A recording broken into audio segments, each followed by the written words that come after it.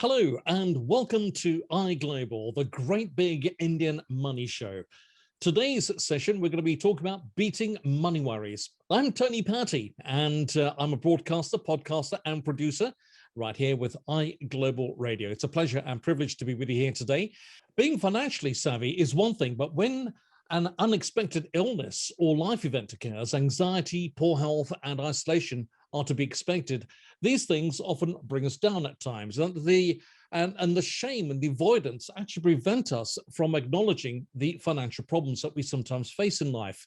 With the pandemic over a year old now, the pressure is greater than ever. How can we manage our money worries better and guide you to a better place? We have one life, so let's make it the best.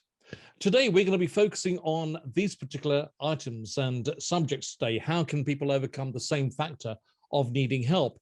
The pandemic has made things tenfold worse for a lot of people. And there's so much out there now for mental health. How can people decide what's good and what isn't?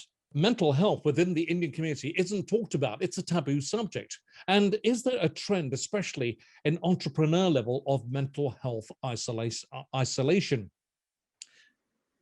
And are there any basic practices that we should be looking at and doing at home, apart from going for walks, talking, and of course, eating healthy?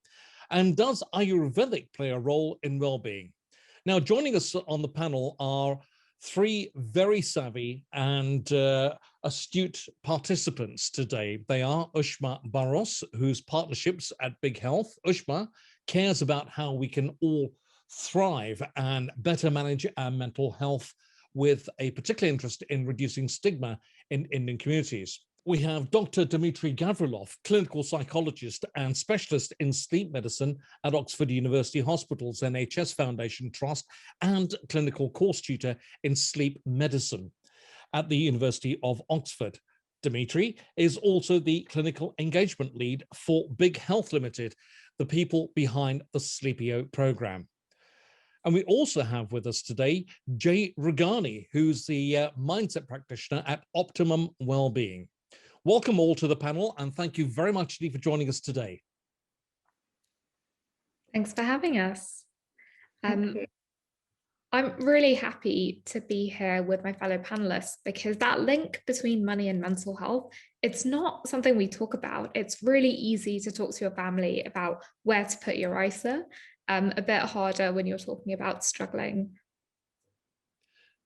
Dr. Dmitry Gavrilov, people have certain factors of needing help, certainly through your profession and working where you do, but in particular for the NHS. People often feel shameful about mental health awareness, beating money worries, confronting it, talking to somebody, opening up, if you like. What have been your observations in this particular field? That's really interesting. Thanks, Tony. Great to be here. Just to start with, it's interesting to note that the two doctors with whom I work in the NHS are both Indian, and the patients that we see, by and large, don't tend to be from Indian backgrounds. So this is kind of, not an area of mental health in a specific sense, because we're working with sleep medicine, but it's something that has already been mentioned. Sometimes within the Indian community, there's certainly an acknowledgement that people might struggle to talk about things like this a bit more, for all kinds of reasons, and we'll get to that, I think, as we carry on talking about it. But struggling with worries, in whatever form they take, is not abnormal. It's not wrong. It's not a disease. It's normal, natural, and actually evolutionary. In terms of evolutionary principles, it's very prudent. It's good to worry about things to keep yourself safe, right? So if we take things right back to the basics, it's good to worry about the tiger outside the cave, because that means you keep your family in the cave safe, right? The thing is that money worries are like that ethereal tiger that lives in your mind, that doesn't ever really attack or do anything specific. It's always just kind of lurking in the background. And so you might find that you're on edge or slightly kind of uneasy most of the time. And that's where actually, it might start eating into your way of life, what you're doing, how much you're able to live your life to the full. And that's where I think people could do with maybe looking at it a bit more, talking about it, and finding that the crucial thing is finding evidence-based ways, so scientifically proven ways of managing it effectively. Jay Regani, you are a mindset practitioner at Optimum Wellbeing, and you are a sound and mindset practitioner with 20 years of experience and over in various complementary therapies to do with mindset, energy, and sound. Tell us a little bit about that and your background in this particular field. Yeah, well, originally I come from a corporate world, but we set up our own business and we noticed how hard it was as an entrepreneur dealing with day-to-day work, the financial side of managing it, and how stressful it can be. And I talk about the lonely director syndrome, because you're out there on your own and trying to wear all the hats, so to speak. So having come from a mindset coaching, energy type background, it was really about creating that balance between the way you see things, the way you think about things, and how it can affect your emotions and actually affect your behavior. And you can end up going in a very cyclical process in that way if you don't become aware of what is going on with your thought process. So particularly in this current climate, because we are in a pandemic, it's been very hard for many, many people. There's very few that have said it's been okay. And for entrepreneurs in particular, they've struggled. But in those moments of struggle, they have found different ways to work. And that is really very, very powerful, because they've come away from fearing that they've got no business, no money coming in, the stress of that. But at that moment in time, there's a light bulb moment about, well, how else can I do things? And I'm really proud of all of those people out there that have found different ways. In terms of the energy is very, very powerful in everyday life. We all have energy around us. We're energy in ourselves as well. So when someone is in a place of worrying about something in particular, and in this particular chat we're talking about money situations, it does affect our energy fields, and it affects the way we think. We become slightly lower in our mental ability to sort of work through things, and what you attract back is very similar. So there are lots of things I'm sure will come up today in terms of techniques and tools that people can use in day-to-day of managing their thought process, managing the anxiety that may be creeping in and the stress through very natural and also maybe even conventional ways. And I'm sure that will come out in today's chat for sure. Ushman Barros, the pandemic has made things tenfold worse, financially, mentally, what we're talking about today. Time and time again, we've mentioned already in this conversation, the COVID situation, pandemic, that's hit us really, really badly, nationally and internationally. What can people do? Yeah, and I think one of the things that's quite interesting is when you look at the data, you can see that Asian or British Asian people are 1/3 less likely to be in contact with mental health services compared to the rest of the UK population. And when I hear that fact, I don't think it's because we're not hit hard by things like the pandemic or have struggles in our lives. I think it is to do with stigma. When I think about stigma, you can almost imagine a situation where somebody's worried about maybe losing their job. That's probably all they can think about. It's how will I pay off these debts? What about my mortgage? What about the school fees? And maybe when they talk to their friends, all the conversations are about the success they're having at work.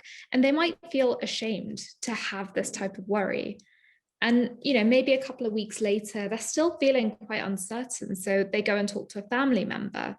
Maybe that family member wants to help, but doesn't really know how. So they kind of say, don't worry, everything will work out. That person ends up feeling like they've made a big deal out of nothing. And finally, maybe they go see their GP for a health check. And when they're asked how they are, they think about their physical health. And even though their mind is racing every day, their sleep is impacted, they're telling their GP that they feel fine, because that's how they define feeling fine. And so what we see is we have all of these touch points across our community, all of these opportunities for support. But sometimes that fear of speaking out, or if you're brave to speak out, sometimes the reaction that you get can make something that is very normal and very reasonable just feel like it's spiraling, and something that can actually impact your health over time. So I think we can really start to think today about, what solutions can we have to address the stigma? They can be digital, they can be community-based, but I think that's such a great conversation to have. Indeed, but I'm going to throw this out to any one of you, and all three of you, that being of Indian origin, sometimes opening up is the most embarrassing thing to do. We have a certain pride factor about us, and we don't want to open up. We don't want to share our thoughts, our mind processes, yet alone with our GP, even with our own family. The stigma that you speak about, the embarrassment, we're shy about it. We're afraid of how we're going to communicate the issues that we find ourselves within and the traumas that we're facing right now. We find it really, really hard to open up, particularly where the BAME community is concerned. So I'm going to throw this out to any one of you. Where do you think we stand with that, and how can we overcome this enormous hurdle?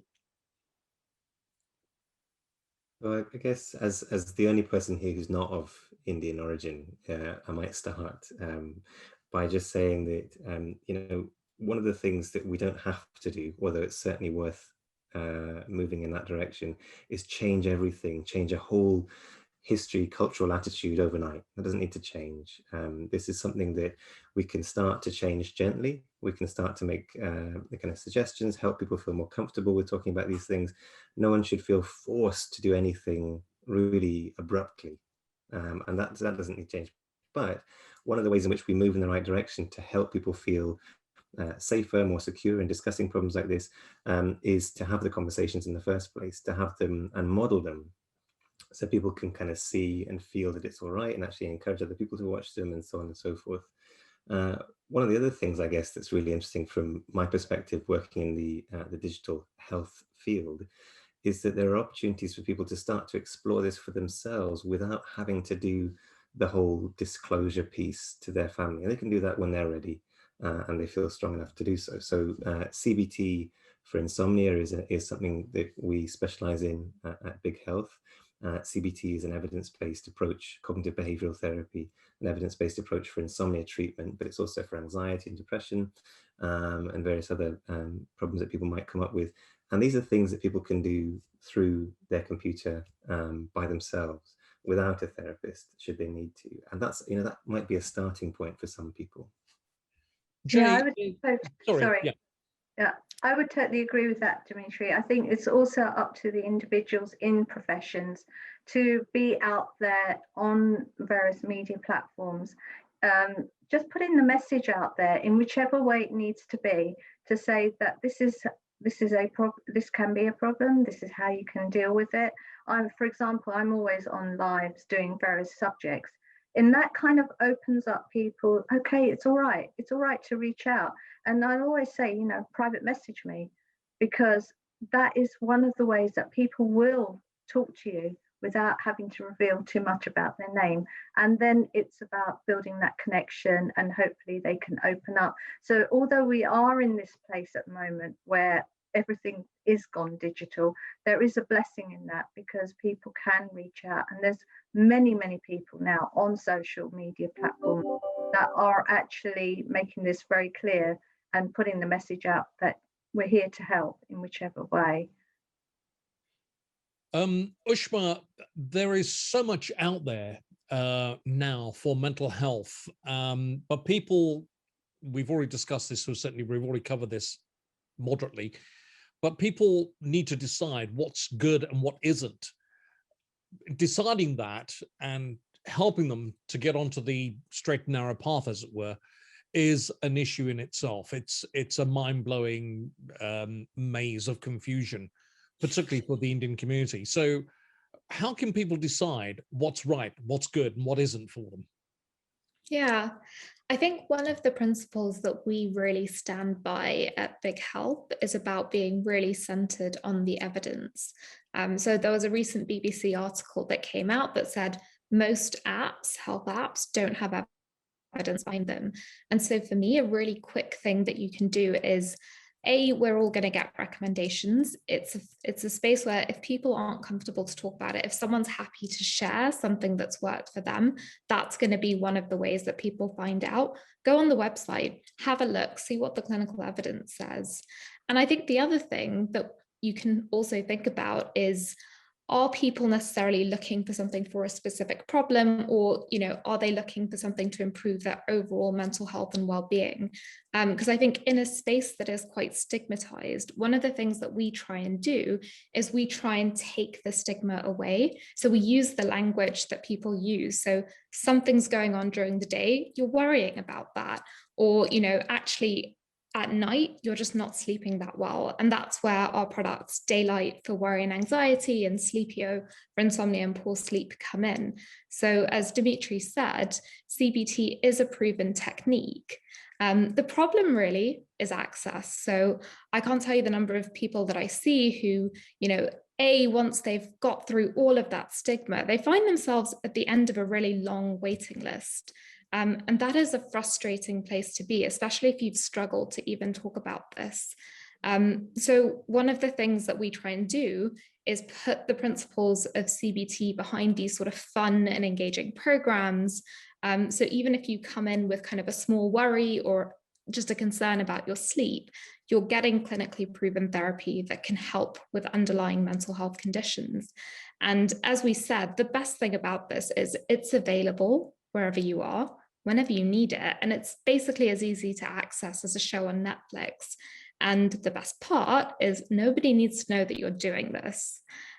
So I think it's all about, if you can help yourself, absolutely use that as a way to start a conversation. But whenever you do get an opportunity to look at something, have a think about, is there a clinical trial behind this? Can I see that there have been, doctors, clinical experts who've been involved in making this product? Because these are all the things that will give you the security to choose the right program for you. If you have just joined us, thank you for joining us here on iGlobal today. This is the Great Big Indian Money Show 2021, and it's lovely to be with you here today. My name is Tony Patty. Joining me here today on our special panel and discussion about beating money worries is Ushma Barros, Partnerships at Big Health. We have Dr. Dimitri Gavrilov, clinical psychologist and tutor, clinical engagement lead at Oxford University Hospitals, and Jay Regani, who is a mindset practitioner at Optimum Wellbeing. So continuing with our discussion today, and we've been talking about the many traumas that people face, opening up and being public with their thoughts and worries. Bring it back to focus. One of the biggest worries that we have when we're going through a trauma is about money, making ends meet. How are we going to pay the mortgage? How are we going to meet our bills? How will I tell my family? And I happen to be Indian and I'm close-knit as far as family is concerned, but how will I open up to them saying, hang on, I've lost my job, I'm going through this really bad trauma, I'm really depressed, I don't know how to come out of this. So as far as talking about it, opening up about it, we've discussed already today, but is there a trend, Jay, especially in the entrepreneur level of entrepreneur level of mental health? Isolation comes to mind. People tend to turn away from community, relatives and friends, even their own family, tend to isolate themselves. What are your thoughts on that? I think for me, I have seen that many business owners are struggling, working on their own or working in they've got small businesses, and the whole idea of not being able to function fully, not getting the business in, we are in a downturn on the economy, does start affecting them very much at a mental level. There is the concern, can the business survive, even though we're getting support from the government? Who knows? No one knows really. But I think the key is that many of them that I know of have found an outlet to try and deal with the stress side of this. And some of that is around going out, doing walks, engaging in other types of activities where you can just de-stress away from what is the office environment or your working environment. And these kind of outlets, whether it may be walking or it may be you're into some sort of craft handiwork, is another way of becoming quite centered and pushing away what is going on in day-to-day life. Obviously, from an entrepreneurial area, we can't just push things away. We do need to deal with it. And we have to be aware of where we are financially in this business and what we can do.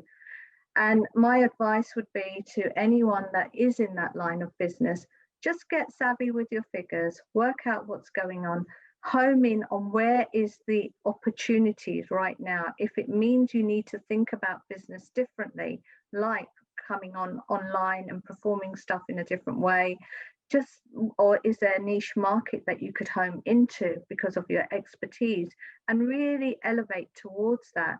That would then actually bring the fire back in them to actually start building their business up again. There's always an opportunity out there. You just need to find it and look outside of the box. Ushma, you care about how people can thrive and better manage their mental health, how people can manage their mental health, and with particular interest in reducing stigma in Indian communities. So through your experience, are there any basic practices that people should be doing at home apart from going for walks, talking and eating healthy that we've already discussed? And as Jay highlighted very well a few moments ago, what else can people do, and what basic practices can people do to enhance their lives? Yeah, and I guess we can take the theme of the fact that we're all thinking about money right now. And when we think about money, we're not kind of collecting it, stuffing it under the mattress for the sake of it. We're interested in money because it gives us the ability to provide for our families. It gives us the resources when things go wrong, and it helps us really live a prosperous life.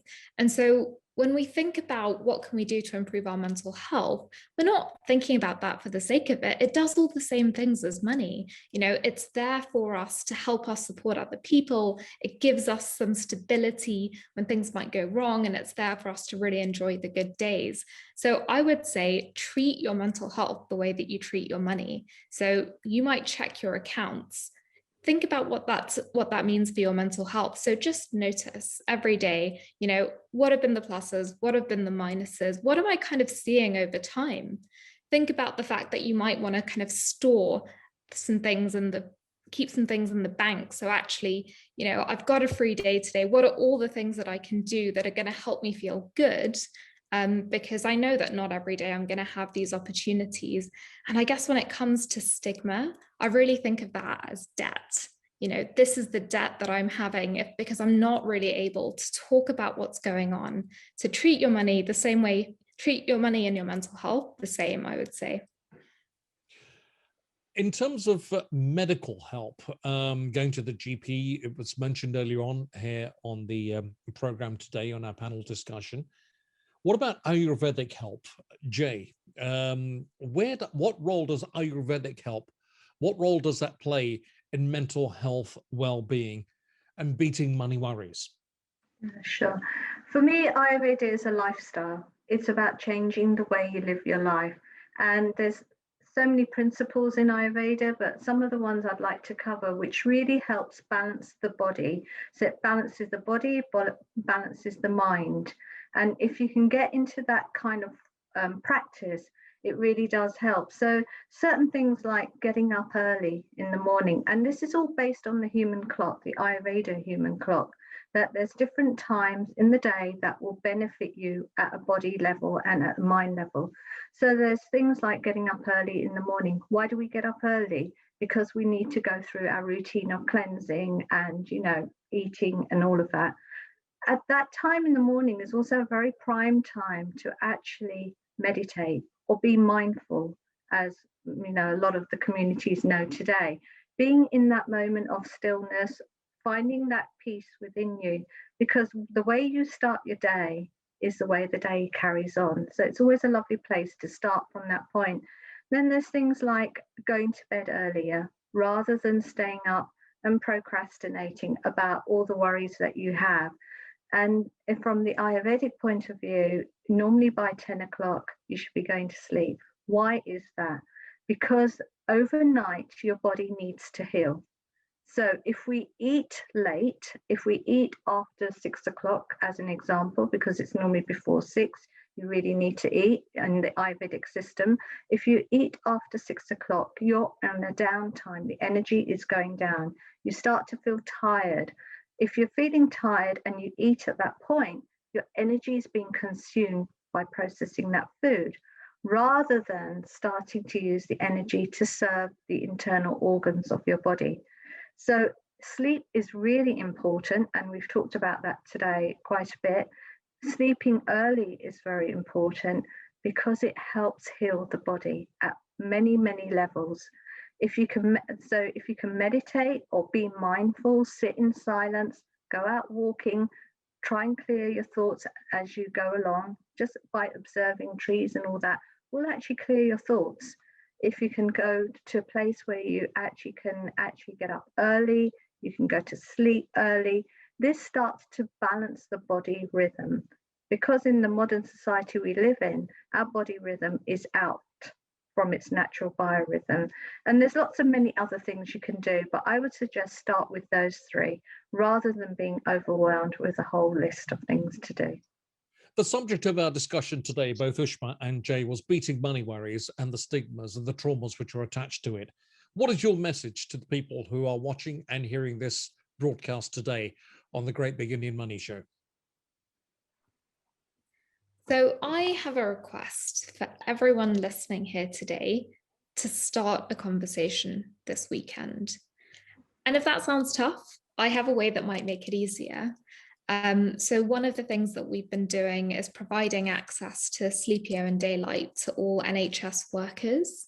That access ends at the end of this month, but if they sign up before the end of the month, then their access is valid for 12 months. We did this because we think it's so important for people in the NHS to have support in their mental health. So this weekend, one thing you can do is just spread the word with family or friends in the NHS. And I'll put a link in the chat, which you can use. This is a really, really simple way that you can show people that you care. It's a very destigmatized way to talk about mental health because we're talking about things like sleep and worry. And you know what? It's a WhatsApp forward that's just going to give someone peace of mind in a difficult time. Jay. Yeah, I would like to add to that in terms of mental health, that it's okay not to feel okay within yourself, and reach out in whichever way feels comfortable for you, even if it means through someone on the social platform or anyone that was on this chat, and we can help support you and find the right way for you, even if it isn't with us. That don't feel any element of ego that you're going to let yourself down or pride. There's nothing like that. If you need help, just reach out. Let other people in the community know it is really okay to feel unwell in any way. Beating money worries. This is the Great Big Indian Money Show on iGlobal. We thank you for joining us here today, and a huge thank you to our panel today, Ushma Barros, who is partnerships at Big Health. We have Dmitry Gavrilov, clinical psychologist, and also Jay Regani, mindset practitioner at Optimum Wellbeing. Thank you all very much for joining us today in today's discussion.